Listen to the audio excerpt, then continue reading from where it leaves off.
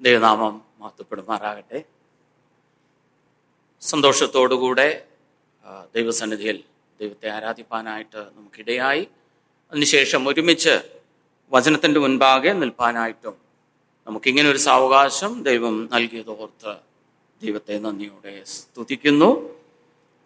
വീണ്ടും ഒരു ഷോർട്ട് വെക്കേഷനായിട്ട് കടന്നു വരുവാനും നിങ്ങളോടെല്ലാവരോടും ഒരുമിച്ച് ആയിരിക്കാനും വീണ്ടും നമ്മുടെ സ്നേഹബന്ധം, ആത്മീയ ബന്ധം വീണ്ടും പുതുക്കുവാനായിട്ടും ഇടയായി. ഞങ്ങളെയൊക്കെ ഓർത്ത് കഴിഞ്ഞ നാളുകളിൽ നിങ്ങൾ പ്രാർത്ഥിച്ചു വരുന്നുവെന്ന് ഞങ്ങൾക്ക് വ്യക്തമായിട്ട് അറിയാം. തുടർന്നും ഞങ്ങളെ പ്രാർത്ഥനയുടെ കരങ്ങളിൽ നിങ്ങൾ വഹിക്കണമേ.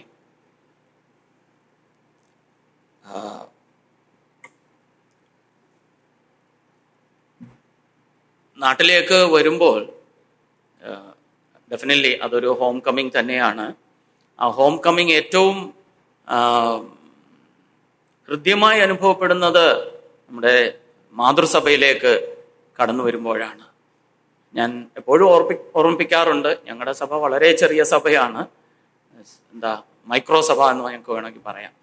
അപ്പോൾ വലിയൊരു സഭയിൽ വന്ന് ഇത്രയും ദൈവമക്കളോട് ഒരുമിച്ച് ആരാധിക്കുന്നതും വലിയ സന്തോഷമാണ്. പല വിധത്തിലുള്ള ഓർമ്മകൾ എൻ്റെ മനസ്സിലേക്ക് കടന്നു വരുന്നുണ്ട്. എല്ലാം പങ്കുവെക്കുവാനായിട്ടുള്ള ഒരു സാഹചര്യവുമല്ല എന്ന് എനിക്കറിയാം. അതുകൊണ്ട് കൂടെ ഒരുപാട് കാര്യങ്ങളൊന്നും ഞാൻ പറയുന്നില്ല. നമുക്ക് നേരെ ദൈവവചനത്തിലേക്ക് കടക്കാം. എസ്രായുടെ പുസ്തകം 10-ാം അധ്യായത്തിൻ്റെ 1 മുതൽ 4 വരെയുള്ള വാക്യങ്ങളാണ് ഞാൻ ദൈവകൃപയിൽ ആശ്രയിച്ച് ഇന്നത്തെ മെസ്സേജിനായിട്ട് തിരഞ്ഞെടുത്തിരിക്കുന്നത്. എസ്രായുടെ പുസ്തകം 10-ാം അധ്യായത്തിൻ്റെ 1 മുതൽ 4 വരെയുള്ള വാക്യങ്ങൾ.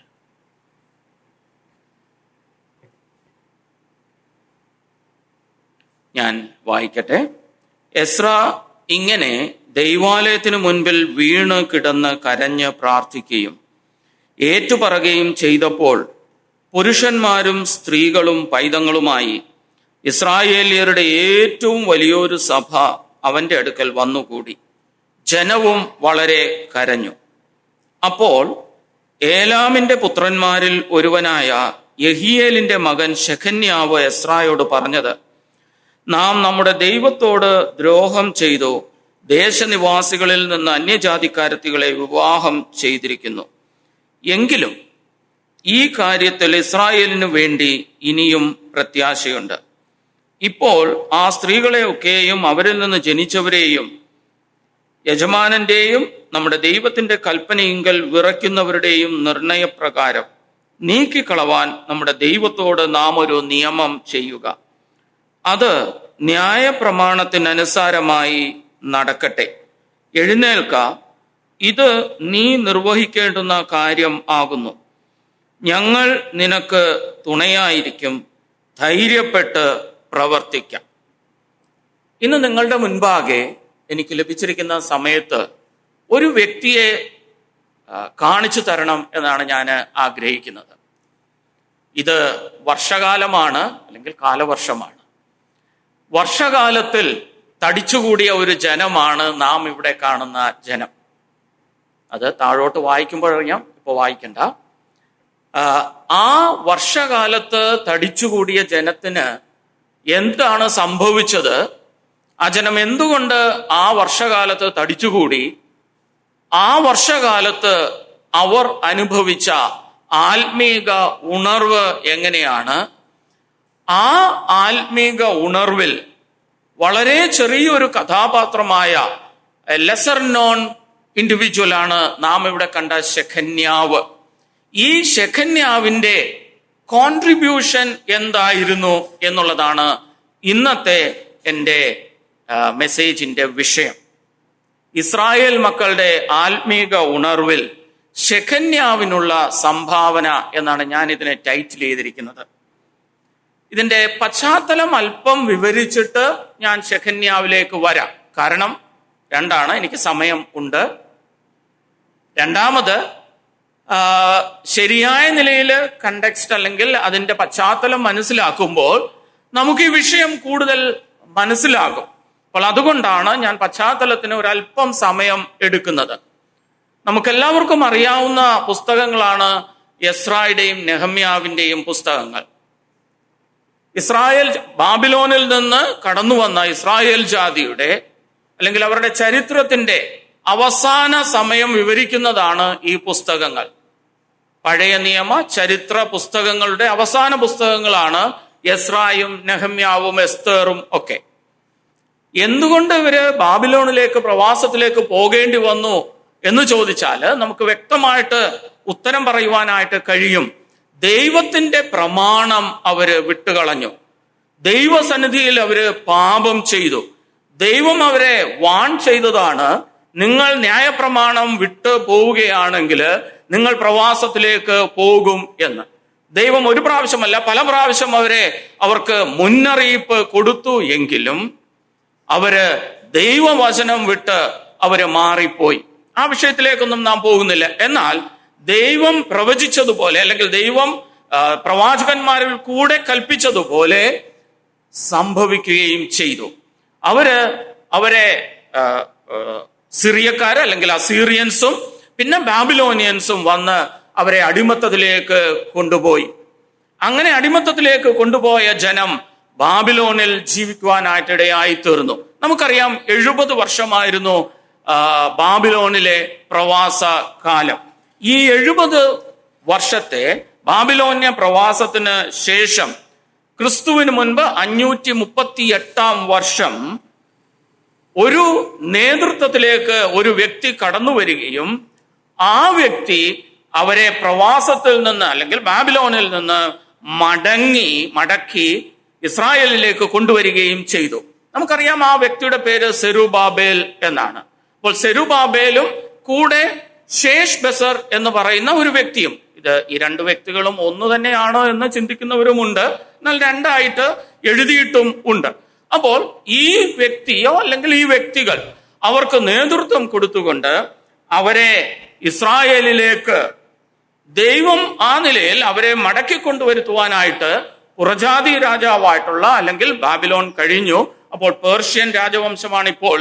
അപ്പോൾ ആ പേർഷ്യൻ രാജവംശത്തിൽ പാർസി രാജവംശത്തിലെ രാജാവിന്റെ ഹൃദയത്തിൽ ദൈവം തോന്നിക്കുകയും അത്ഭുതകരമായിട്ട് ദൈവം നേരത്തെ അരുളി ചെയ്ത അതേ ദിവസം തന്നെ അതേ സമയത്ത് തന്നെ അവര് പ്രവാസത്തിൽ നിന്ന് അവര് മടങ്ങി വരികയും ചെയ്തു. ഇത് ആദ്യത്തെ മടങ്ങിവരവാണ്. ഇവരുടെ മടങ്ങിവരവിന് 3 ഘട്ടങ്ങൾ ഉണ്ടായിരുന്നു. ഈ ആദ്യത്തെ മടങ്ങിവരവിന്റെ നേതാവായിരുന്നു സെരുബാബേൽ എന്ന് വിളിക്കുന്ന ആ നേതാവ്. അവർ ഇസ്രായേലിലേക്ക് വന്നു. ആ ചരിത്രമൊക്കെ എസ്രായുടെ പുസ്തകം ആദ്യത്തെ അധ്യായങ്ങളിൽ നാം വായിക്കുന്നുണ്ട്. അതുകൊണ്ടാണ് ഞാൻ ആ ചരിത്ര പശ്ചാത്തലം പറയുന്നത്.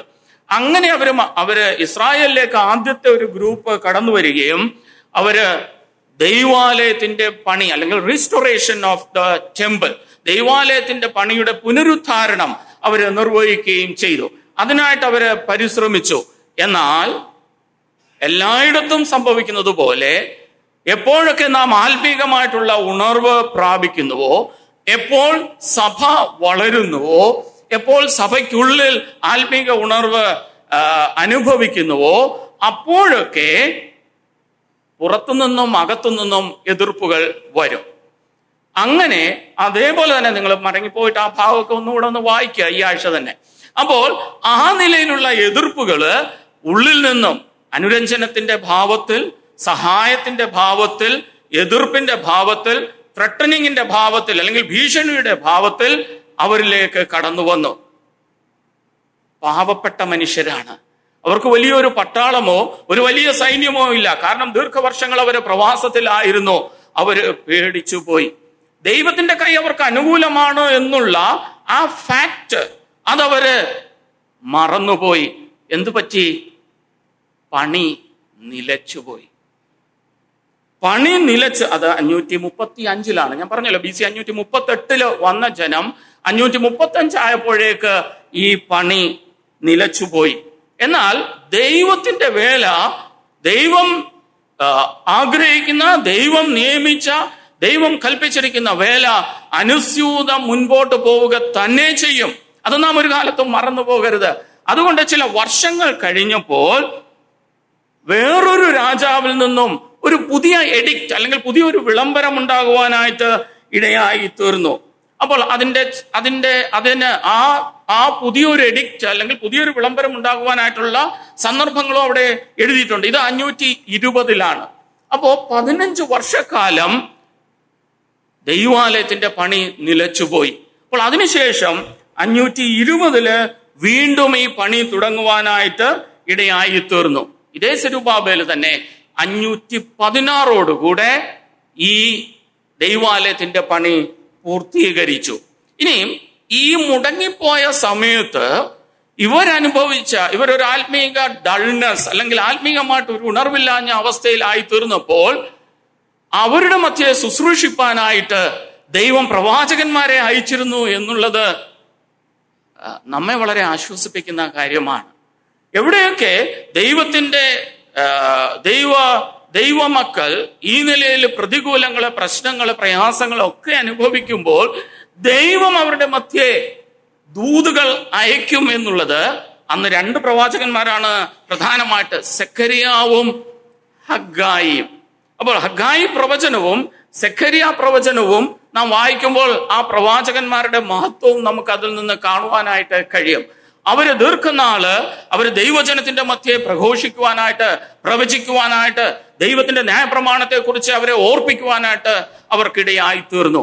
അതിനാൽ കൂടെ അവർക്കൊരു കാര്യം വ്യക്തമായി, ദൈവത്തിന്റെ കൈ അനുകൂലം ആണ് അവർക്കെന്ന്. ഇത് സെരുബ്ബാബേലിന് വ്യക്തമായിട്ട് മനസ്സിലായി. ഇപ്പോൾ ഇതാ ദൈവത്തിന്റെ കൈയാണ് ഞങ്ങൾക്ക് അനുകൂലം, ഇനി ഞങ്ങൾ പേടിക്കേണ്ടുന്ന ആവശ്യമില്ല. അവിടെ ശരിയായ ഒരു സ്ട്രോങ് ഡിസിഷൻ എടുത്ത് മുൻപോട്ട് പോകുവാനായിട്ട് അവർക്കിടയായി തീർന്നു. ഇനിയും ഇത് അവരുടെ ദൈവാലയത്തിന്റെ പണി പൂർത്തീകരിച്ചതിന് ശേഷം ദൈവം അവർക്ക് 2ാമത്തെ നേതൃത്വത്തെ എഴുന്നേൽപ്പിച്ചു. അതാണ് എസ്രായുടെ പുസ്തകത്തിൽ നാം കാണുന്നത്. എസ്രായുടെ തന്നെ ലീഡർഷിപ്പ്. ഈ എസ്രായുടെ പുസ്തകം എസ്രാ തന്നെയാണ് എഴുതിയിരിക്കുന്നത് എന്നാണ് പൊതുവില് ധരിക്കുന്നത്. എസ്രായുടെയും ചിലപ്പോൾ നെഹമ്യാവിന്റെയും പുസ്തകം എസ്രാ തന്നെ ആയിരിക്കും എഴുതിയിരിക്കുന്നതെന്ന് ചിന്തിക്കുന്നവരുണ്ട്. എന്നാൽ എസ്രായുടെ പുസ്തകം മിക്കവാറും എസ്രാ തന്നെ ആയിരിക്കും എഴുതിയിരിക്കുന്നതെന്ന്. അങ്ങനെ എസ്രായുടെ തൻ്റെ എക്സ്പെഡീഷൻ അല്ലെങ്കിൽ താൻ എപ്രകാരമാണ് ദൈവജനത്തെ വീണ്ടും ഒരു ഉണർവിലേക്ക് നയിച്ചത് എന്ന് താൻ എഴുതുന്ന ഭാഗമാണ് എസ്രായുടെ 2ാം ഭാഗം. അല്ലെങ്കിൽ എസ്രായുടെ പുസ്തകത്തെ നമുക്ക് 2ആയി തിരിച്ചാൽ അങ്ങനെ നമുക്ക് കാണുവാനായിട്ട് കഴിയും. എസ്രായുടെ പുസ്തകം 7ാം അധ്യായത്തിലേക്ക് നാം വരുമ്പോൾ അവിടെയാണ് ആദ്യമായിട്ട് എസ്രായെ കുറിച്ച് താൻ തന്നെ വിവരിക്കുന്നത്. അർത്ഥസഷ്ട രാജാവിന്റെ വാഴ്ചക്കാലത്ത് എസ്രാ ബാബേലിൽ നിന്ന് വന്നു. അപ്പോൾ എസ്രാ അടുത്ത നേതാവായിട്ട് ബാബേലിൽ നിന്ന് അടുത്ത ഒരു കൂട്ടം ജനങ്ങളുമായിട്ട് ഇസ്രായേലിലേക്ക് മടങ്ങി വരികയാണ്.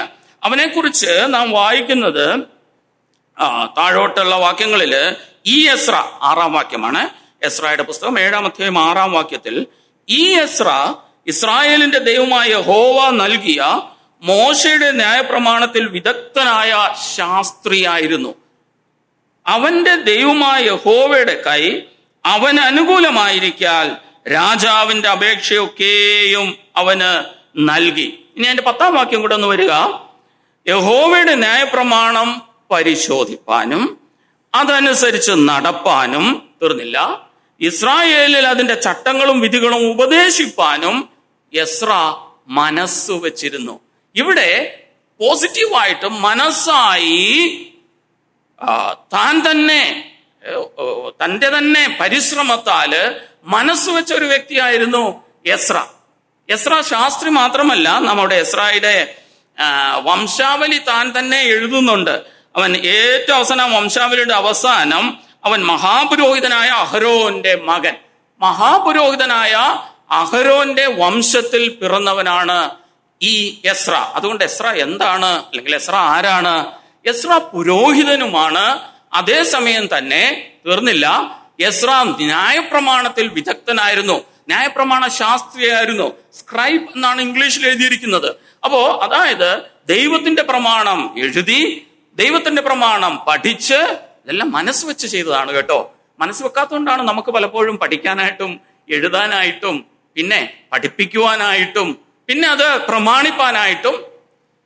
കഴിയാത്തത്. അപ്പോൾ ഈ എസ്ര ഇങ്ങനെയായിരുന്നത് കൊണ്ട് ദൈവം എസ്രായെ നേതൃസ്ഥാനത്തേക്ക് കൊണ്ടുവന്നു.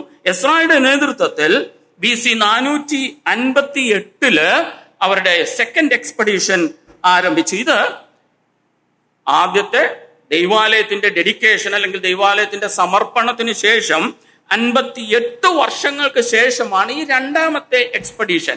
ഈ 58 വർഷത്തിനിടയിലാണ് നമ്മൾ എപ്പോഴും വായിക്കുന്ന, എപ്പോഴും നാം എസ്തേറിനെ കുറിച്ച് വായിക്കുകയും ചിന്തിക്കുകയും ചെയ്യുന്നുണ്ട്. എസ്തേറിന്റെയും അഹശ്വേരോസിന്റെ ഒക്കെ ജീവിതകാലം അപ്പോഴാണ്. അതുകൊണ്ടാണ് ഞാൻ പലപ്പോഴും ചിന്തിക്കാറുണ്ട്, Esther should not have been there.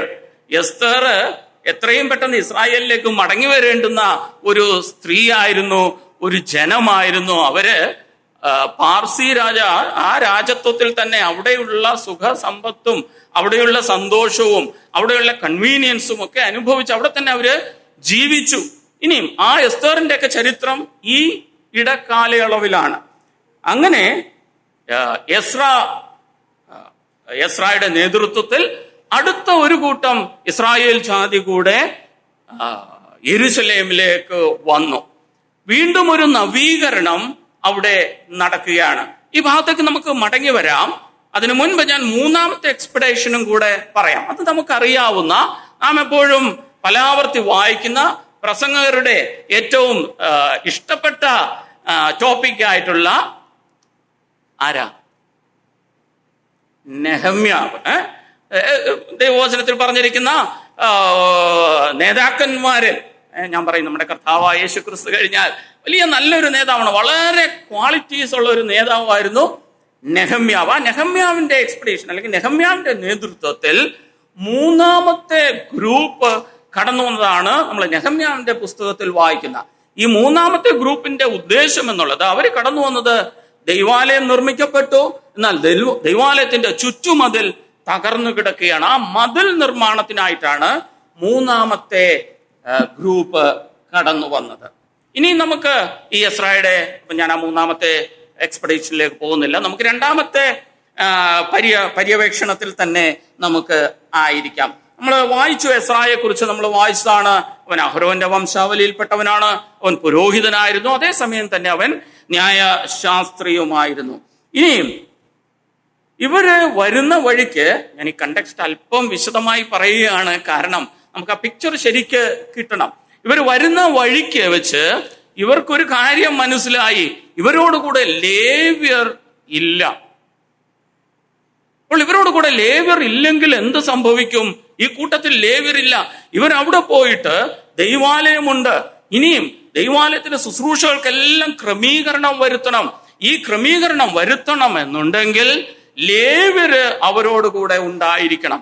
ലേവ്യ ശുശ്രൂഷകർ അവരോടുകൂടെ ഇല്ലാത്ത കാര്യം റെക്കഗ്നൈസ് ചെയ്തപ്പോൾ ഇവരെല്ലാം തിരികെ പോയോ? ഇല്ല, അവരവിടെ ഹോൾഡ് ചെയ്തു. അതാണ് നമ്മള് 8-ാം അധ്യായത്തിൽ നാം വായിക്കുന്നത്. അപ്പൊ 8-ാം അധ്യായത്തില് അവിടെ പല പ്രാവശ്യം എഴുതിയിട്ടുണ്ട്, ദൈവത്തിന്റെ കൈ അവർക്ക് അനുകൂലമായിരുന്നു എന്ന്. എന്നിട്ട് അവര് അഹാവ എന്ന് പറയുന്ന ഒരു ആടിന്റെ അരികെ അവരെ കൂട്ടിവരുത്തി 3 ദിവസം അവരെ പാളയമടിച്ചു പാർത്തു. ഇനിയും അവരിലെ ലേവ്യരെ കാണാഞ്ഞതുകൊണ്ട് എസ്ര എന്തു ചെയ്തു? എസ്ര ഒരു കൂട്ടം ആൾക്കാരെ തിരികെ പേർഷ്യയിലേക്ക് അയക്കുവാനായിട്ടിടയായി തീർന്നു. കാരണം ലേവ്യരെയും നിങ്ങൾ കൂട്ടിക്കൊണ്ടുവരണം, എന്നിട്ട് വേണം നമുക്ക് ഒരുമിച്ച് യാത്ര ചെയ്യുവാൻ. ഈ നദീതീരത്ത് ഇവർ ചെയ്ത ഒരു കാര്യമുണ്ട്. അവര് ഒരു ബ്രേക്ക് കിട്ടിയതാണല്ലോ, അവരൊന്ന് ഉത്സാഹിച്ചു കളയാം, നദീതീരമാണല്ലോ. അല്ല, അവർ ഉപവസിച്ച് പ്രാർത്ഥിപ്പാനായിട്ട് ഇടയായി തീർന്നു. എന്തിനു വേണ്ടിയിട്ട്? ഒരു ആത്മീക നവീകരണത്തിനായിട്ട് പോകുമ്പോൾ അതിനൊരു പ്രിപ്പറേഷൻ വേണം. ആ പ്രിപ്പറേഷനിൽ ഏറ്റവും പ്രാമുഖ്യമുള്ളതാണ് ദൈവസന്നിധിയിൽ കരഞ്ഞ് പ്രാർത്ഥിക്കുക എന്നുള്ളത്. ആ നിലയിൽ അവര് ഉപവസിച്ച് പ്രാർത്ഥിപ്പാനായിട്ട് ഇടയായി തീർന്നു. ലേവ്യരെ കിട്ടിയോ? ലേവ്യരെ കിട്ടി. അവരെ ലേവ്യരുമായിട്ട് അവരുടെ യാത്ര തുടരുകയാണ് ചെയ്തത്. ഇനിയും തന്റെയും ഇസ്രായേൽ മക്കളുടെയും അയോഗ്യതയെക്കുറിച്ച് കരയുന്ന ഭാഗമാണ് അവർ ഇസ്രായേലിൽ എത്തിയതിനു ശേഷം അവരെ കരയുന്ന ഭാഗമാണ് 9-ാം അധ്യായം. നമ്മൾ വായിച്ച 10-ാം അധ്യായത്തിന് മുൻപുള്ള ഭാഗം. ഈ 9-ാം അധ്യായത്തിൽ എന്താണ് അവർക്ക് അവരുടെ പ്രശ്നം എന്ന്, അല്ലെങ്കിൽ അവരേത് അവസ്ഥയിലായിരുന്നു എന്ന് 9-ാം അധ്യായത്തിൽ നാം കാണുന്നുണ്ട്. 9:2 അത് വ്യക്തമായിട്ട് എഴുതിയിട്ടുണ്ട്. അവരുടെ പുത്രിമാരെ അവർ തങ്ങൾക്കും തങ്ങളുടെ പുത്രന്മാർക്കും ഭാര്യമാരായി എടുത്തത് കൊണ്ട്, അതായത് അവിടെ താമസിച്ചിരുന്ന കനാനിൽ താമസിച്ചിരുന്ന മറ്റു പുറജാതികളിൽ നിന്ന് അവരെടുത്തത് കൊണ്ട് എന്ത് സംഭവിച്ചു? വിശുദ്ധ സന്തതി ദേശനിവാസികളോട് ഇടകലർന്നു പോയി. പ്രഭുക്കന്മാരുടെയും പ്രമാണികളുടെയും കൈ തന്നെ ഈ അകൃത്യത്തിൽ ഒന്നാമതായിരിക്കുന്നു എന്നും പറഞ്ഞു. ഈ അറിവ് എസ്രായിക്ക് കിട്ടി, ഈ വർത്തമാനം എസ്രായിക്ക് കിട്ടി. എന്താണ് സംഭവിച്ചത്? വിശുദ്ധ ജാതി ഇടകലർന്നു പോവുകയാണ്. അവർ അശുദ്ധിയുള്ള ജനവുമായിട്ട് ഇടകലർന്നു പോവുകയാണ്. ഇത് ദൈവം ഈ എക്സ്പെഡീഷൻ അല്ല, ദ ഗ്രേറ്റസ്റ്റ് എക്സ്പെഡീഷൻ ഏതായിരുന്നു? പുറപ്പാട് പുസ്തകത്തിൽ നാം കാണുന്ന ആ പുറപ്പെടലിന് മുൻപ് തന്നെ അവരോട് വാൺ ചെയ്തതാണ്, നിങ്ങൾ പോകുന്നിടത്തുള്ള മറ്റു ജാതികളുമായിട്ട് നിങ്ങൾ കലരരുത്. കാരണം ആ ജാതി നിങ്ങളുടെ ഇടയിലേക്ക് വരികയല്ല ചെയ്യുന്നത്, ആ ജാതി ജീവനുള്ള ദൈവത്തെ അറിയുകയല്ല ചെയ്യുക. നിങ്ങൾ ആ പുറജാതി ദേവന്മാരുടെ പുറകെ പോകുവാനായിട്ടാണ് സാധ്യത. ദൈവം അവരെ വാൺ ചെയ്തതാണ്. അത് തന്നെ സംഭവിക്കുകയും ചെയ്തു. അതിവിടെയും സംഭവിച്ചു എന്നുള്ളതാണ്. കടന്നു വന്ന ജനം ജാതികളോടുകൂടെ ഇടകലരുവാനായിട്ടിടയായി തീർന്നു. അങ്ങനെ വിശുദ്ധ സന്തതി അത് അശുദ്ധമായി തീരുവാനായിട്ടുള്ള ഒരു ത്രെട്ട് അവിടെ വന്നു. അതിന്റെ കാരണം അറിയാം. അങ്ങനെ കർത്താവായ യേശുക്രിസ്തുവിന്റെ ജനനം പ്രിവെന്റ് ചെയ്യുക എന്നുള്ളതായിരുന്നു സാത്താന്റെ അൾട്ടിമേറ്റ് പ്ലാൻ. അതുകൊണ്ടുകൂടെയാണ് ഈ ഡിവൈസസ് അല്ലെങ്കിൽ ഈ വിധത്തിലുള്ള കാര്യങ്ങൾ ദൈവജനത്തിന്റെ മധ്യേ കടന്നു വന്നത്. അങ്ങനെ ഇവർ വലിയൊരു പാപത്തിൽ ആയിരുന്നു. അവിടെ എഴുതിയിരിക്കുന്നത് അവരുടെ പ്രമാണിമാർ ഈ അകൃത്യത്തിൽ ഒന്നാമതായിരുന്നു എന്നുള്ളതാണ്. അവരുടെ നേതാക്കന്മാര് അന്ന് അവിടെ ജീവിച്ചിരുന്ന ഞാൻ പറഞ്ഞല്ലോ, ഒരു ഗ്യാപ്പിന് ശേഷമാണല്ലോ എസ്രാ വരുന്നത്.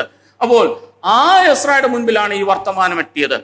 എസ്രായുടെ റെസ്പോൺസ് എന്തായിരുന്നു നമുക്ക് എല്ലാവർക്കും അറിയാവുന്നതാണ്. ചിലർ കൂട്ടുമായിട്ട് തുടങ്ങി, ഞാൻ പെട്ടെന്ന് പോട്ടെ. അപ്പോൾ എന്താണ് സംഭവിച്ചത്? അവിടെ എഴുതിയിരിക്കുന്നത് പ്രവാസികളുടെ 3-ാം വാക്യം, ഈ വർത്തമാനം കേട്ടപ്പോൾ എസ്രായുടെ റെസ്പോൺസ് ആണ്, ഞാൻ എൻ്റെ വസ്ത്രവും മേലങ്കിയും കീറി എന്റെ തലയിലും താടിയിലുമുള്ള രോമം വലിച്ചു പറിച്ച് സ്തംഭിച്ച് കുത്തിയിരുന്നു. പ്രവാസികളുടെ അകൃത്യം നിമിത്തം ഇസ്രായേലിൻ ദൈവത്തിന്റെ വചനത്തിങ്കൽ വിറയ്ക്കുന്നവരൊക്കെയും എന്റെ അടുക്കൽ വന്നുകൂടി. എന്നാൽ ഞാൻ സന്ധ്യായാഗം വരെ സ്തംഭിച്ച് കുത്തിയിരുന്നു. അപ്പോൾ എസ്രായുടെ റെസ്പോൺസ് എന്നുള്ളത് ഇതിനെതിരെ ആദ്യം അങ്ങ് ചാടിക്കയറി പ്രവർത്തിക്കുക എന്നുള്ളതല്ലായിരുന്നു. ഈ പാപത്തെ ഓർത്ത് പശ്ചാത്തപിക്കുവാനായിട്ട് ഒരു റിപ്പൻഡൻസ് തനിക്കും ഇസ്രായേൽ ജാതിക്കും വേണം. അതിനായിട്ട് ഒരു റിപ്പൻഡൻസിന്റെ മാനസാന്തരത്തിന്റെ നേതൃത്വമാണ് ആദ്യമായിട്ട് എസ്ര കൊടുത്തത്. എസ്ര പ്രാർത്ഥിച്ചു, എസ്ര ആത്മതപനം ചെയ്തു, എസ്ര ഏറ്റവും ഹംബിളായിട്ട് തന്നെ കാണിച്ചു. തന്റെ വസ്ത്രവും മേലങ്കിയും കീറുവാനായിട്ട് ഇടയായി തീർന്നു. ഇങ്ങനെ ഞങ്ങൾ ഏൽപ്പിച്ചു കൊടുക്കേണ്ടി വന്നല്ലോ. താഴോട്ട് നിങ്ങൾ വായിച്ച്, ഞങ്ങൾ വലിയ കുറ്റക്കാരായിരുന്നു, ഞങ്ങൾ ഇപ്പോഴും വലിയ കുറ്റക്കാരാണ്, ഇങ്ങനെ ഞങ്ങൾക്ക് സംഭവിച്ചുവല്ലോ. ഇങ്ങനെ 15-ാം വാക്യം 9-ാം അധ്യായത്തിന്റെ 15-ാം വാക്യത്തിലേക്ക് വരുമ്പോൾ, ഇസ്രായേലിന്റെ ദൈവമായ യഹോവേ, നീ നീതിമാൻ, ഞങ്ങളോ ഇന്നുള്ളതുപോലെ തെറ്റിയൊഴിഞ്ഞ ഒരു ശേഷിപ്പത്രേ. ഞങ്ങളുടെ പാതകത്തോടുകൂടെ ഇതാ ഞങ്ങൾ നിന്റെ മുൻപാകെ ഇരിക്കുന്നു. അത് നിമിത്തം നിന്റെ മുമ്പാകെ നിൽപ്പാൻ ആർക്കും കഴിവില്ല. ഒരു യഥാർത്ഥ മാനസാന്തരത്തിന്റെ പിക്ചർ അവസ്ഥ നാം അവിടെ കാണുന്നുണ്ട്. എന്താണ് യഥാർത്ഥ മാനസാന്തരം? ദൈവസന്നിധിയിലേക്ക് വരുമ്പോൾ, ദൈവമേ, നിന്റെ സന്നിധിയിൽ നിൽപ്പാനായിട്ട് എനിക്ക് യോഗ്യതയില്ല, ഞങ്ങൾ അതാണ് എസ്ര ഇവിടെ പറയുന്നത്. ഞങ്ങൾ അല്ലെങ്കിൽ നിങ്ങൾ എന്നുള്ള മാത്രമല്ല ഉപയോഗിച്ചത്, ഞാനും ഈ ജനത്തോട് ചേർന്ന് വലിയ പാതകത്തിലായിരിക്കുന്നു. ദൈവമേ, നിന്റെ സന്നിധിയിൽ നിൽപ്പാനായിട്ട് ഞങ്ങൾക്ക് കഴിവില്ല, നീയാണ് നീതിമാൻ, നീ മാത്രം നീതിമാൻ, ഞങ്ങൾ പാപത്തിലായി തീർന്നു. അതെ, എസ്രായെ സംബന്ധിച്ചിടത്തോളം എസ്ര അങ്ങനെയൊന്നും അല്ലായിരുന്നു. എസ്രായ്ക്ക് നല്ലൊരു വംശാവലി ഉണ്ടായിരുന്നു. എസ്രായുടെ ജീവിത ശൈലിയും ഏറ്റവും അനുകരണീയമായിരുന്നു. തന്റെ പ്രവർത്തനങ്ങൾ, തന്റെ നേതൃത്വമൊക്കെയും അനുകരണീയമായിരുന്നു. എന്നാലും എസ്രായും ദൈവസന്നിധിയിൽ മാനസാന്തരപ്പെട്ടു. എസ്രായും ദൈവസന്നിധിയിൽ വീണ് കിടന്ന് കരഞ്ഞു. അവിടെ ആ ഒരു കണ്ടക്സ്റ്റിലാണ് നമ്മൾ 10-ാം അധ്യായത്തിന്റെ 1-ാം വാക്യം ആരംഭിക്കുന്നത്. എസ്ര ഇങ്ങനെ ദൈവാലയത്തിന് മുൻപിൽ വീണ് കിടന്ന് കരഞ്ഞ് പ്രാർത്ഥിക്കുകയും ഏറ്റുപറയുകയും ചെയ്തപ്പോൾ ജനത്തിനൊന്നും ഇത് കണ്ടു നിൽപ്പാനായിട്ട് കഴിഞ്ഞില്ല. ജനത്തിന് അവരുടെ കൂടാരങ്ങളിൽ പാർപ്പാനായിട്ട് കഴിഞ്ഞില്ല. ജനത്തിന് അവരുടെ ഭവനങ്ങളിൽ തന്നെ ആയിരിക്കാനായിട്ട് കഴിഞ്ഞില്ല. എന്തു സംഭവിച്ചു? പുരുഷന്മാരും സ്ത്രീകളും പൈതങ്ങളുമായി. ദൈവവചനം അത് വ്യക്തമായിട്ട് എഴുതിയിട്ടുണ്ട്. സ്ത്രീകളും പുരുഷന്മാരും മാത്രമല്ല, പൈതങ്ങളുമായിട്ട്. അതായത് അവരെ നോക്കുവാനായിട്ട് ആരും വീട്ടിൽ ഇരുന്നില്ല എന്നാണ്. അവരെല്ലാവരും വന്ന് ഏറ്റവും വലിയൊരു സഭ അവന്റെ അടുക്കൽ വന്നുകൂടി. ജനവും വളരെ കരഞ്ഞു. എസ്ര കരഞ്ഞപ്പോൾ എസ്രായുടെ കരച്ചിൽ ഏറ്റെടുത്തുകൊണ്ട് ജനവും വളരെ കരഞ്ഞു. നോക്കണേ, ആ വലിയ മാനസാന്തരത്തിന്റെ, ആ റിവൈവലിന്റെ ആദ്യത്തെ പടി. ജനം വളരെ കരഞ്ഞു. ഇനിയും അപ്പോൾ ഞാൻ പറഞ്ഞല്ലോ, ഇന്നത്തെ എൻ്റെ മെസ്സേജിന്റെ കഥാപാത്രം എന്നുള്ളത് ശെഖന്യാവാണ്. അപ്പോൾ ഈ കരച്ചിലിന്റെ മധ്യ ഏലാമിന്റെ പുത്രന്മാരിൽ ഒരുവനായ യഹിയേലിന്റെ മകൻ ശെഖന്യാവ്, നമ്മളൊന്നും വളരെ ഒട്ടും കേട്ടിട്ടില്ല, വളരെ ഇൻസിഗ്നിഫിക്കന്റ് ആയിട്ടുള്ള ഒരു കഥാപാത്രമാണ് ഈ ശെഖന്യാവ്. വളരെ ലെസർ നോൺ ആണ്, ആരാലും വലിയൊന്നും അറിയപ്പെടാത്ത ശെഖന്യാവ്. എന്നാൽ ആ ക്രിട്ടിക്കൽ മൊമെന്റില്, ആ ഘട്ടത്തിൽ, നിർണായക ഘട്ടത്തിൽ എഴുന്നേൽക്കുവാനായിട്ട് ശെഖന്യാവിന് ഇടയായി തീർന്നു. അല്ലെങ്കിൽ എഴുന്നേൽക്കേണ്ടുന്നതിന്റെ ആവശ്യം ശെഖന്യാവിന് മനസ്സിലായി.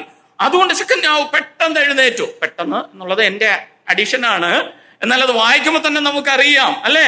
ശെഖന്യാവ് ആരും എഴുന്നേൽക്കുന്നതിന് മുമ്പ് ശെഖന്യാവ് എഴുന്നേറ്റ് പറയുകയാണ്, എസ്രായോട് പറയുകയാണ്, നാം നമ്മുടെ ദൈവത്തോട് ദ്രോഹം ചെയ്തു, ഇപ്രകാരം അന്യജാതിക്കാരത്തികളെ വിവാഹം ചെയ്തിരിക്കുന്നു. He is presenting his position, അല്ലെങ്കിൽ അവരുടെ കാര്യം എസ്രായോട് പറയുകയാണ്. Probably as an introduction. അപ്പൊ നാം വലിയ ദ്രോഹം ചെയ്തിരിക്കുന്നു.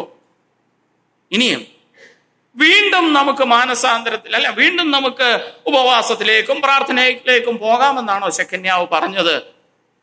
വീണ്ടും അങ്ങനെ ചെയ്യുന്നതായിരുന്നു നല്ലത് അല്ലേ? വീണ്ടും നമുക്ക് ദൈവസന്നിധിയിൽ ഇരിക്കാം, നാം വലിയൊരു ദ്രോഹം. നോ, ഇനിയും നാം ഇങ്ങനെ പ്രാർത്ഥിക്കേണ്ടുന്ന സമയമല്ല. ദൈവം മോശയോട് പറഞ്ഞതാണ് എന്റെ ഓർമ്മയിലേക്ക് വരുന്നത്. നീ എന്തിനാ എന്നോട് ഇനി പ്രാർത്ഥിക്കുന്നത്? നിന്റെ കയ്യിൽ വടിയില്ലേ, ആ വടിയെടുത്ത് നീട്ടുക. When we have to act, we need to act. നാം പ്രവർത്തിക്കേണ്ടുന്ന സമയം വരുമ്പോൾ നാം പ്രവർത്തിക്കണം. അതുകൊണ്ടാണ് ശെഖന്യാവിന് ആ പ്രായോഗികമായിട്ടുള്ള കാര്യം ശെഖന്യാവിന് മനസ്സിലായി. അപ്പോ ഒന്നാമതായിട്ട് ശെഖന്യാവിന്റെ ഗുണം നിങ്ങളുടെ മുൻപാകെ ഞാൻ പറയട്ടെ. He was a very practical man. His response was up to time. ആ സമയത്ത് ഏത് നിലയിൽ പ്രായോഗികമായിട്ട് ചെയ്യണമോ അത് ചെയ്യുവാനായിട്ട് ശെഖന്യാവിന് ഇടയായി തീർന്നു. ആ ഒരു വലിയ ഗുണം ശെഖന്യാവിന് ഉണ്ടായിരുന്നു. എന്നിട്ട് രണ്ടാമതായിട്ട് നമ്മൾ കണ്ട ഭാഗം, അവൻ തന്റെ പാപത്തെ, തന്റെയും ജനത്തിന്റെയും പാപത്തെ താൻ സമ്മതിച്ചു. എന്നിട്ട് അവൻ പറയുകയാണ്, എങ്കിലും ഈ കാര്യത്തിൽ ഇസ്രായേലിന് വേണ്ടി ഇനിയും പ്രത്യാശയുണ്ട്. Not all is lost. എല്ലാം തീർന്നു, ഇനി നമുക്ക് യാതൊരു പ്രത്യാശയുമില്ല, ഇനി നമ്മൾ ആകെപ്പാടെ തകർന്നു പോയി, നമ്മളൊരു തെറ്റായ ഡിസിഷൻ എടുത്താണ് ഇങ്ങോട്ട് വന്നത്. അല്ല ദൈവമക്കളെ, ഇനിയും നമുക്ക് പ്രത്യാശയുണ്ട്. എസ്രായോടാണ് പറയുന്നത്. ഓർത്തോണം കേട്ടോ, എസ്രാ വിദഗ്ധനായിരുന്നു, എസ്രാ പുരോഹിതനായിരുന്നു. എന്നാൽ എസ്രായോട് ഈ അൺഇമ്പോർട്ടന്റ് ആയിട്ടുള്ള, വളരെയൊന്നും പ്രാധാന്യമില്ലാത്ത ഒരു വ്യക്തി എഴുന്നേറ്റ് പറയുകയാണ്, എസ്രായെ ഇനിയും നമുക്ക് പ്രത്യാശയുണ്ട്. He was very confident. അവന് വലിയ ആ കോൺഫിഡൻസ് ഉണ്ടായിരുന്നു അവന്റെ ഹൃദയത്തില്. നമ്മൾ ഇങ്ങനെ ജീവിക്കേണ്ടുന്നവരല്ല, നമുക്കിങ്ങനെ ജീവിക്കുവാനായിട്ട് കഴിയുകയില്ല, ഇനിയും നമുക്ക് ദൈവസന്നിധിയിൽ വലിയ പ്രത്യാശയുണ്ട്. He had a very high hope in his life. അപ്പോ താൻ അത് വിളംബരം ചെയ്യുകയാണ്, എസ്രായോട് പറയുകയാണ്, എസ്രായെ എല്ലാം തീർന്നിട്ടില്ല, ഇനി നമുക്കൊരു വലിയ പ്രത്യാശയുണ്ട്. ഞാൻ പെട്ടെന്ന് പോകട്ടെ. 3-ാം വാക്യത്തിൽ, ഇപ്പോൾ ആ സ്ത്രീകളെയൊക്കെയും അവരിൽ നിന്ന് ജനിച്ചവരെയും യജമാനന്റെയും നമ്മുടെ ദൈവത്തിന്റെ കൽപ്പനയിങ്കൽ വിറയ്ക്കുന്നവരുടെയും നിർണയപ്രകാരം നീക്കിക്കളവാൻ നമ്മുടെ ദൈവത്തോട് നാം ഒരു നിയമം ചെയ്യുക. ഇനിയും അവിടെ വെച്ച് ശെഖന്യാവിനൊരു പ്രൊപ്പോസൽ ഉണ്ട്. ശെഖന്യാവ് ഒരു കാര്യം അവരുടെ മുൻപിൽ അവതരിപ്പിക്കുകയാണ്. നാം ചെയ്യേണ്ടുന്ന കാര്യം. നാം ഇതുവരെയും പ്രാർത്ഥിച്ചു, നമുക്കൊരു വലിയ പ്രത്യാശയുണ്ട്, ഇങ്ങനെ നാം ഇരിക്കുവാനായിട്ട് പാടില്ല. സോറി. അതുകൊണ്ട് ഹിയർ ഈസ് എ പ്രൊപ്പോസൽ. എന്ത് ചെയ്യണം? നാം അടുത്ത് ഈ അന്യജാതിക്കാരത്തികളെ നീക്കിക്കളയണം. ആ അന്യജാതിക്കാരത്തികളെ നീക്കിക്കളയുന്നതിനോട് ബന്ധത്തിൽ എഴുതിയിരിക്കുന്ന നിങ്ങൾ വായിച്ചോ. യജമാനന്റെയും നമ്മുടെ ദൈവത്തിന്റെ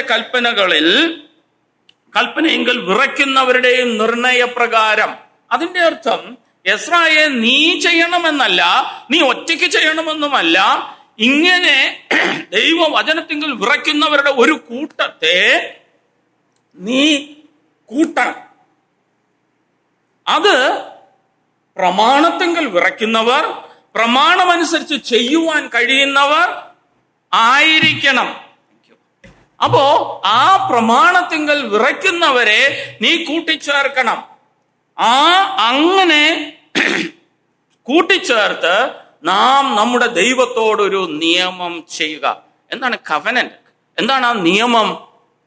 ഞങ്ങൾ ഇങ്ങനെ ചെയ്യാം എന്ന് ദൈവസന്നിധിയിൽ അറിയിക്കുക, ദൈവവുമായിട്ടൊരു നിയമം ചെയ്യുക. ഇതിൽ നിന്ന് ഞാൻ ഒരിക്കലും മാറിപ്പോവുകയില്ല. അതാണ് ഒരു കവനന്റ്. നീ ഇങ്ങനെ ചെയ്താൽ ഞാൻ ഇങ്ങനെ ചെയ്യാം. അതാണ് ഒരു ഉടമ്പടി. ആ ഉടമ്പടി ചെയ്യുവാനായിട്ട് അവര് തീരുമാനിക്കണം. അതാണ് ശെഖന്യാവ് മുൻപോട്ട് വെച്ച പ്രായോഗിക പദ്ധതി. നിങ്ങൾ മറക്കരുത്, അതിന്റെ അടുത്ത് അതോട് എഴുതിയിരിക്കണം, അത് ന്യായപ്രമാണത്തിന് അനുസാരമായി നടക്കട്ടെ. എന്താ ന്യായപ്രമാണത്തിന് അനുസാരമായി നടക്കട്ടെ എന്ന് ശെഖന്യാവ് പറയാൻ കാരണം? എനിക്ക് തോന്നുന്നത്, ഇവിടെ ഒന്നും എഴുതിയിട്ടില്ല, ഇതൊരു ഭയങ്കര അല്ലെ, നമുക്ക് വലിയൊരു ദ്രോഹമാണ് ചെയ്യാൻ പോകുന്നത്. പല കുടുംബങ്ങളുണ്ട്, മക്കളുണ്ട്, എല്ലാവരുമുണ്ട്. അപ്പോൾ ഒരു സുപ്രഭാതത്തില് അവരെ ഉപേക്ഷിച്ച്, അവരെ നിരസിച്ച്, അവരെ പുറത്താക്കി, അവരുടെ കാര്യങ്ങളൊന്നും നോക്കാതെ അവര് നശിച്ചു പോകുവാനായിട്ടിടയായിത്തീരരുത്. മഹാദയുള്ളവനാണ് ദൈവം. ആ കരുണയുള്ള ദൈവത്തിന്റെ മക്കളായ നമ്മളല്ല, ശെഖന്യാവ് പറയുകയാണ്, ആ ദൈവത്തിന്റെ മക്കൾ നാം അന്യജാതിക്കാരത്തികളെ വിവാഹം ചെയ്തു, വലിയൊരു പാപം. ഇനി ആ അന്യജാതിക്കാരത്തികളെ ഒരു സുപ്രഭാതത്തിൽ പുറത്താക്കി കളഞ്ഞാൽ എന്ത് സംഭവിക്കും? അവരുടെ ജീവിതം വലിയ ദുഃഖകരമായി തീരും. അതുകൊണ്ടായിരിക്കണം ശെഖന്യാവ് ആഡ് ചെയ്യുന്നത്, അത് ന്യായപ്രമാണത്തിനനുസാരമായി നടക്കട്ടെ. അന്ന് അവരുടെ മധ്യേ ഇങ്ങനെയൊക്കെയുള്ള വിഷയങ്ങളില് പ്രമാണത്തിനനുസരിച്ച്, അതായത് ഞാൻ ഒന്നുകൂടെ വ്യക്തമാക്കട്ടെ, അവരുടെ ജീവിത സന്ധാരണത്തിനായിട്ടുള്ളത് അവർക്ക് കൊടുക്കണം.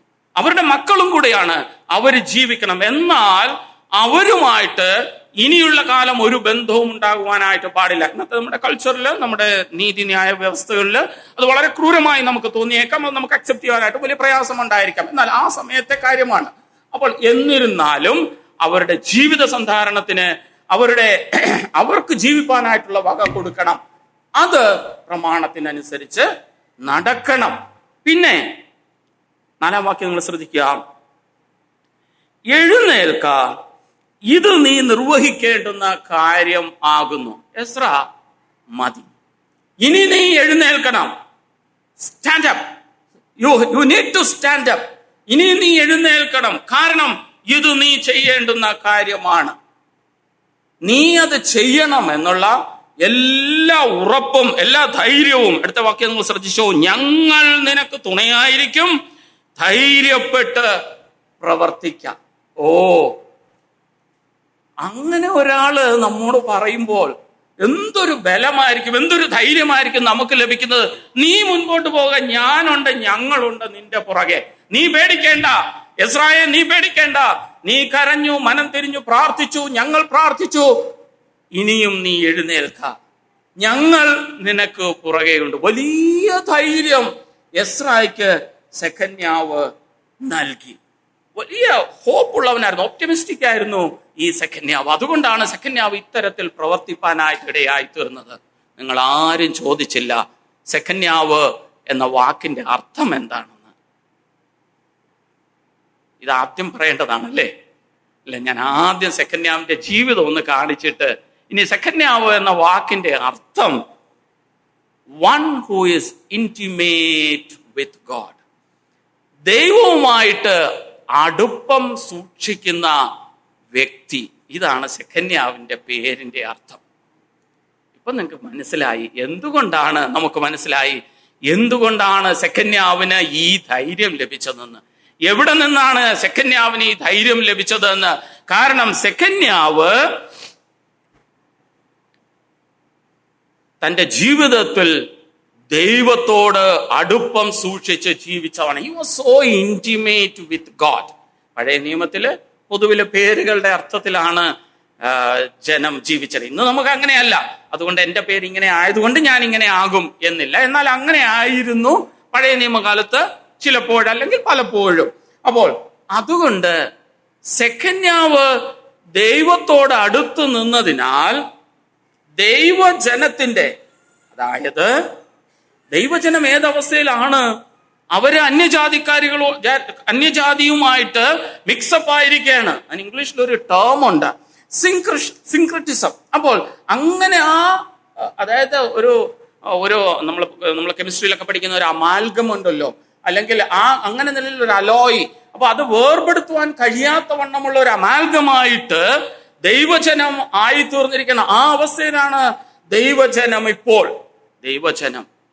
എന്നാൽ ലോകത്തോട് അനുരൂപമായിട്ട് ജീവിച്ച ജനത്തിൽ നിന്ന് വേർപെട്ട അനുഭവത്തിൽ ജീവിച്ചവനായിരുന്നു സെഖന്യാവ്. അവൻ ഇവരോടല്ലായിരുന്നു ഇന്റിമസി, അവന്റെ ഇന്റിമസി ദൈവത്തോടായിരുന്നു. അതുകൊണ്ടാണ് എസ്രായെ പോലെയുള്ള ഒരു വലിയ ഒരു നേതാവിന്റെ മുൻപിൽ എസ്രായെ പ്രോത്സാഹിപ്പിക്കാനായിട്ടുള്ള ധൈര്യം അവന് ലഭിച്ചത്. ഞാന് ഈ അധ്യായത്തില് ഒരു വലിയ വംശാവലി എഴുതിയിട്ടുണ്ട്.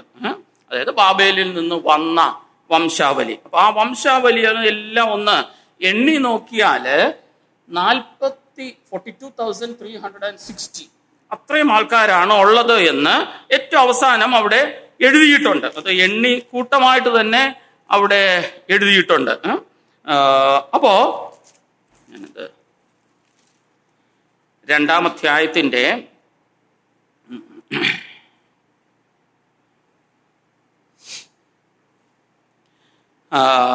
64-ാം വാക്യാണ്. സഭയാകെ 41,360 പേരായിരുന്നു.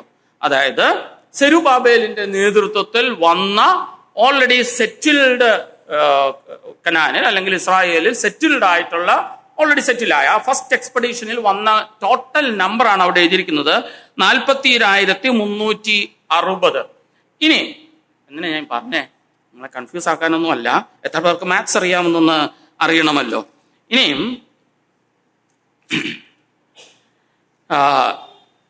എത്ര പേരാണ് ഇങ്ങനെ അന്യജാതിക്കാരത്തികളോട് ചേർന്ന് അവർ തങ്ങളെ തന്നെ അശുദ്ധമാക്കിയത് എന്നുള്ളത് 18-ാം വാക്യം മുതൽ നമുക്കൊരു ലിസ്റ്റ് കാണാം. അവിടെ അത് എണ്ണിയാൽ 111 പേരാണ്.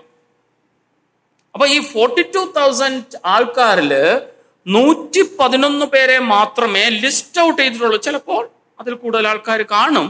എന്നാൽ ലിസ്റ്റ് ഔട്ട് ചെയ്യപ്പെട്ടവര് ഈ 111 പേരേ ഉള്ളൂ. എത്രയാ പെർസെന്റേജ്?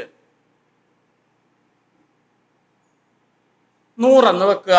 42,000-ല് 100 എത്രയാ percentage? It is less than 0.5 അല്ലേ? Less than 0.5. 1% പോലും ഇല്ല. 0.5% ആൾക്കാർ മാത്രമേ, ലിസ്റ്റ് ഔട്ട് ചെയ്യപ്പെട്ടവർ മാത്രമേ ഉള്ളൂ എങ്കിൽ 0.5% ആൾക്കാർ മാത്രമേ ഈ ഒരു പാപത്തിൽ വീണുള്ളൂ. ശ്രദ്ധിക്കുക, എത്ര ശതമാനമാ? 0.5, 0.5% മാത്രം. അതിനെ ഇത്ര മേക്കിംഗ് എന്താ പറയുന്നത്, making hole out of mountain എന്ന് പറയത്തില്ലേ? അങ്ങനെ ഒരു ഇംഗ്ലീഷിലൊരു പഴഞ്ചൊല്ലുണ്ട്. അപ്പൊ അതായത് ഒരു ചെറിയ കാര്യത്തോട് ഇത്ര വലിയ കാര്യമാക്കണോ? ഒരു ചെറിയ 0.5% ആൾക്കാർ മാത്രമേ ഇപ്രകാരം അന്യജാതിക്കാരത്തികളെ 42,000 പേര് വന്നത്. കുഞ്ഞുങ്ങൾ ചിലപ്പോൾ അതിലുണ്ടാകും. ഇനി കുഞ്ഞുങ്ങളില്ലാതെ അഡൽസിന്റെ പേര് അവിടെ എഴുതിയിട്ടുണ്ട്. അതെണ്ണി നോക്കിയാൽ 28,000 പേര് ചില്ലുവാനം പേരാണ് അവരുള്ളത്. അപ്പൊ അതും കൂടെ വെച്ചാൽ ലെസ് ദാൻ 0.5 ആണ്. അങ്ങനെ കാൽക്കുലേറ്റ് ചെയ്യുവാണെങ്കിൽ 0.3 ഓ സംതിങ്. ഓക്കെ, ഇത്രയും പേരേ ഉള്ളൂ. അതൊരു വലിയ ഇഷ്യൂ ആക്കണോ? അതൊരു വലിയ പ്രശ്നമാക്കണോ? ഇത്രയുമല്ലേ ഉള്ളൂ, അതിങ്ങനെ അങ്ങ് പൊയ്ക്കൊള്ളുകയില്ലേ? എന്താ പൗലോസ് അതിന് മറുപടി പറയുന്നത്? അസാരം പുളിമാവ് പിണ്ടത്തെ മുഴുവൻ പുളിപ്പിക്കും. അസാരം പുളിമാവ് പിണ്ടത്തെ മുഴുവൻ പുളിപ്പിക്കുമെന്ന് കൊരിന്ത്യ സഭയോട് പറയുമ്പോൾ അത്രയുമൊക്കെ പെർസെന്റേജ് ആയിരുന്നിരിക്കണം അവിടെയും, അല്ലേ? അപ്പോ ഇത്രയും little leaveneth the mass, leaveneth the whole thing. അത് നമ്മൾ മറന്നു പോകുവാനായിട്ട് പാടില്ല. അത് ശെക്കന്യാവിന് അറിയാമായിരുന്നു, എസ്രായ്ക്കും അറിയാമായിരുന്നു. അപ്പോ പാപത്തിന്റെ മുൻപാകെ ഒരു ഡൈല്യൂട്ടഡ് അപ്രോച്ച് ദൈവവചനം ആഗ്രഹിക്കുന്നില്ല എന്നുള്ളതാണ്. കാരണം ഈ അസാരം പുളിമാവ് പിണ്ടത്തെ മുഴുവൻ പുളിപ്പിക്കുവാനായിട്ട് ഇടയായിത്തീരും. ഞാൻ വേഗത്തിൽ പോകട്ടെ. എന്തൊക്കെ സത്യങ്ങളാണ് നാം ഈ സഖന്യാവിന്റെ, ഇതുവരെയും പല സത്യങ്ങളും നമ്മൾ പഠിച്ചു. ഞാൻ അതൊന്ന് ക്രോഡീകരിക്കട്ടെ. മത്തായി സുവിശേഷം 18-ാം അധ്യായത്തിന്റെ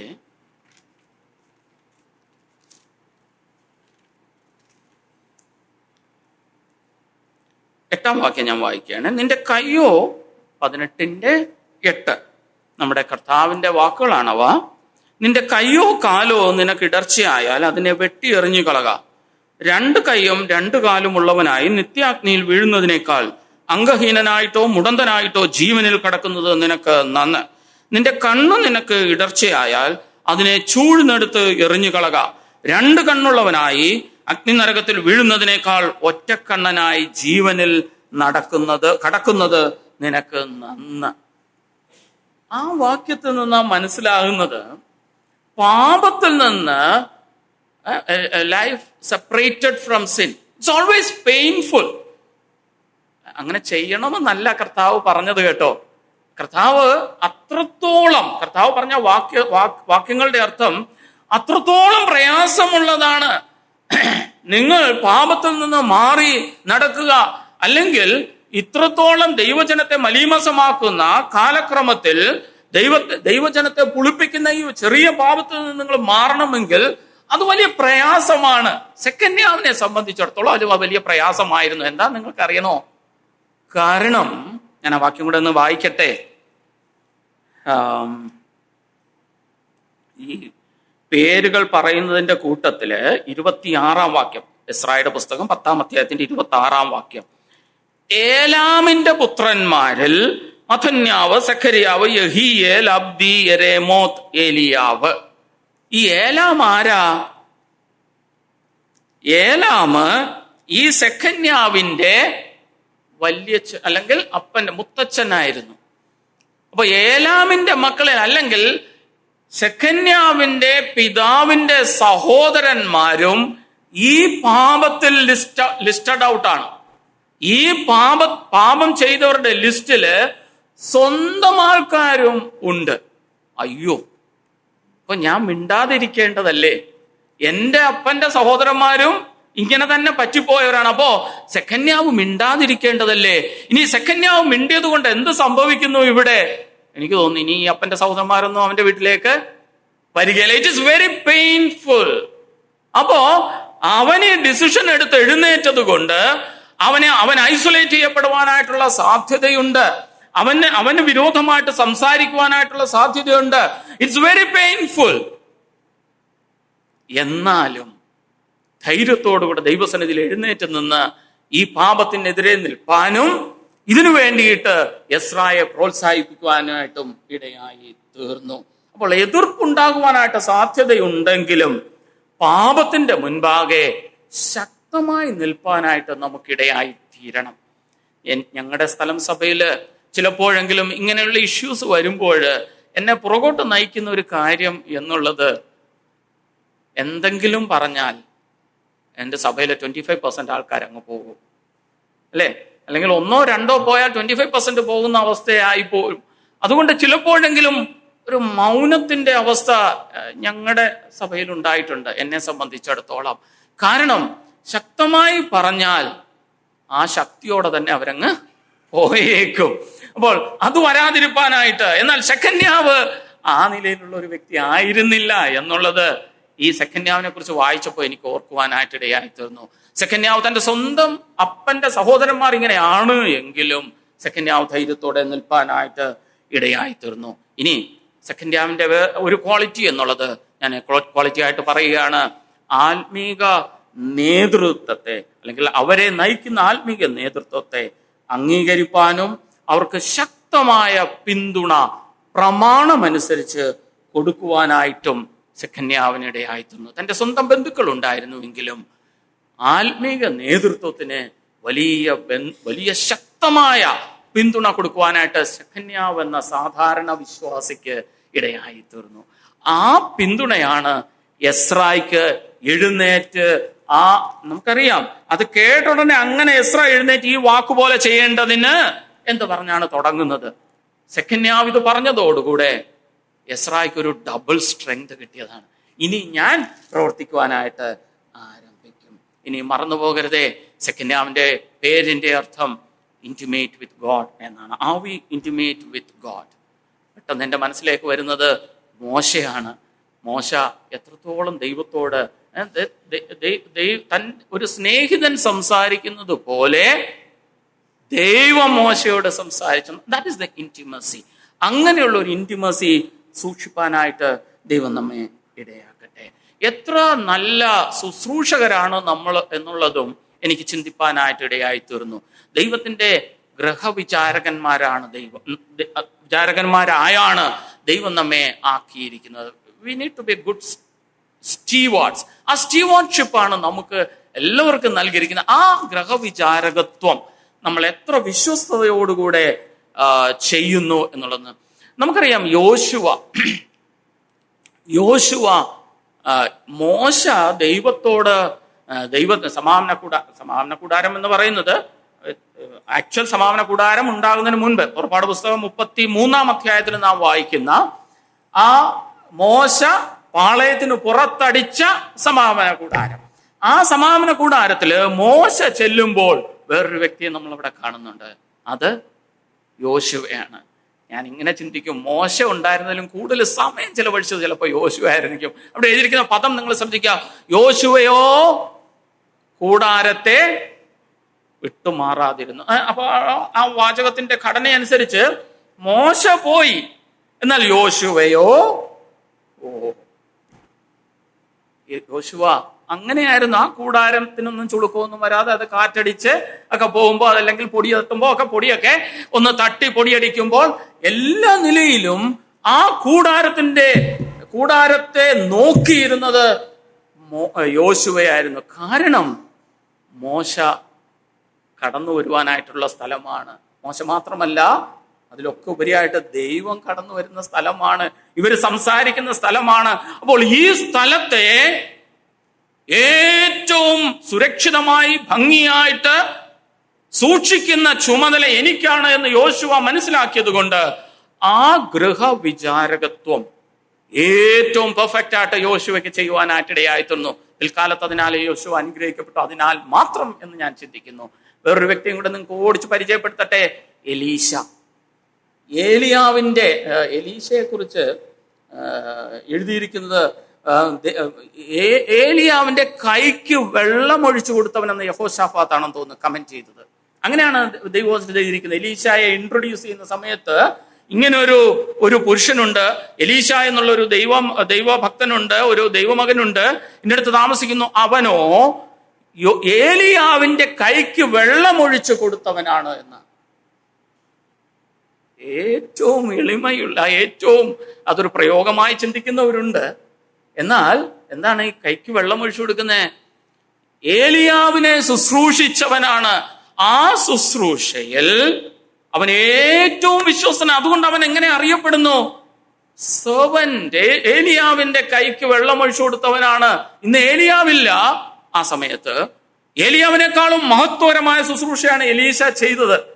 ഏലിയാവിനെ കുറച്ച് കാണിക്കുകയല്ല, എന്നാൽ എലീശ അതുപോലെ എന്ന് ഞാൻ പറയട്ടെ. എലീശ വളരെ മഹത്വകരം. ആ എലീശയെ കുറിച്ച് എഴുതിയിരിക്കുന്നത് എന്താ?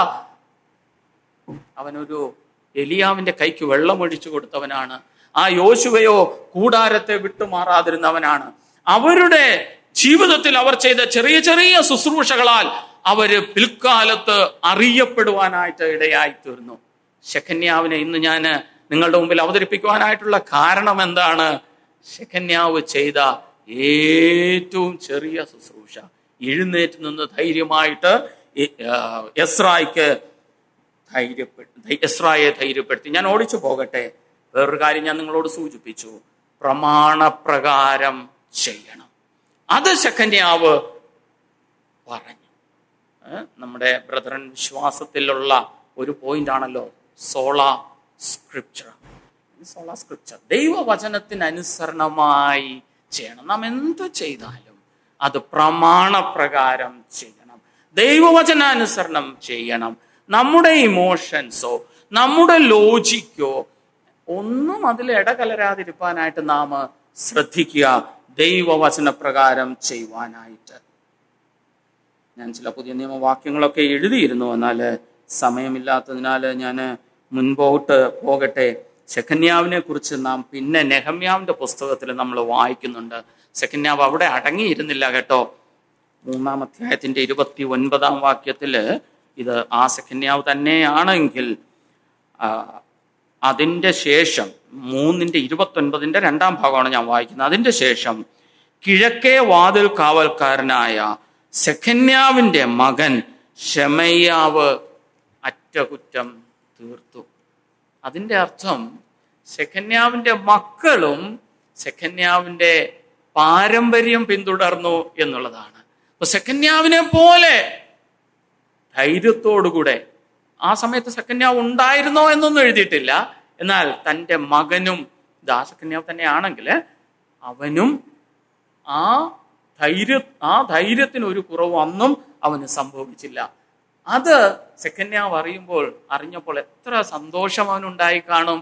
എൻ്റെ മക്കളും ദൈവവചനത്തിങ്കൽ തന്നെ നടക്കുന്നു എന്ന് കേൾക്കുന്നതിലും വലിയ സന്തോഷം എനിക്ക് എന്താണ്? ആ സന്തോഷം ശെഖന്യാവിന് ഉണ്ടായി കാണും. ഞാൻ ഒരു വാക്യം മാത്രം വായിച്ച് അവസാനിപ്പിക്കട്ടെ. 1 തെസ്സലോനിക്കർ 5-ാം അധ്യായം, 1 തെസ്സലോനിക്കർക്ക് എഴുതിയ 1-ാം ലേഖനം, അതിന്റെ 5-ാം അധ്യായം 11-ഉം 14-ഉം വാക്യങ്ങൾ. എല്ലാവരും എടുത്തിട്ട് നമുക്ക് വായിക്കാം. 1 തെസ്സലോനിക്കർ 5-ാം അധ്യായത്തിന്റെ 11-ഉം 14-ഉം വാക്യങ്ങളാണ് ഞാൻ വായിക്കുന്നത്. ആകയാൽ 11-ാം വാക്യം, ആകയാൽ നിങ്ങൾ ചെയ്തു വരുന്നത് പോലെ അന്യോന്യം പ്രബോധിപ്പിച്ചും തമ്മിൽ ആത്മീക വർധന വരുത്തിയും പോരുവിൻ. 14-ാം വാക്യം, സഹോദരന്മാരെ, ഞങ്ങൾ നിങ്ങളെ പ്രബോധിപ്പിക്കുന്നത് ക്രമം കെട്ടവരെ ബുദ്ധി ഉപദേശിപ്പിൻ, ഉൾക്കരുത്തില്ലാത്തവരെ ധൈര്യപ്പെടുത്തുവിൻ, ബലഹീനരെ താങ്ങുവിൻ, എല്ലാവരോടും ദീർഘക്ഷമ കാണിപ്പിൻ, ആരും തിന്മയ്ക്ക് പകരം തിന്മ ചെയ്യാതിരിപ്പാൻ നോക്കുവിൻ, തമ്മിലും എല്ലാവരോടും എപ്പോഴും നന്മ ചെയ്തുകൊണ്ടിരിപ്പിൻ, എപ്പോഴും സന്തോഷിപ്പിൻ, ഇടവിടാതെ പ്രാർത്ഥിപ്പിൻ, എല്ലാറ്റിനും സ്തോത്രം ചെയ്യുവിൻ. ഇതല്ലോ നിങ്ങളെക്കുറിച്ച് ക്രിസ്തുയേശുവിൽ ദൈവേഷ്ടം. നമ്മെക്കുറിച്ചും ക്രിസ്തുയേശുവിൽ ദൈവത്തിനുള്ള ഇഷ്ടം എന്താണ്? അത് ഈ ലിസ്റ്റ് ഔട്ട് ചെയ്തതിൽ നിന്ന് ഞാൻ വായിക്കട്ടെ. ഉൾക്കരുത്തില്ലാത്തവരെ ധൈര്യപ്പെടുത്തുവിൻ, ക്രമം കെട്ടവരെ ബുദ്ധി ഉപദേശിപ്പിൻ. 11-ാം വാക്യത്തിലേക്ക് മടങ്ങി വരുന്നു. ആകയാൽ നിങ്ങൾ ചെയ്തു വരുന്നത് പോലെ അന്യോന്യം പ്രബോധിപ്പിച്ചും തമ്മിൽ ആത്മീക വർധന വരുത്തിയും പോരുവിൻ. ദൈവനാമം മഹത്വപ്പെടുമാറാകട്ടെ.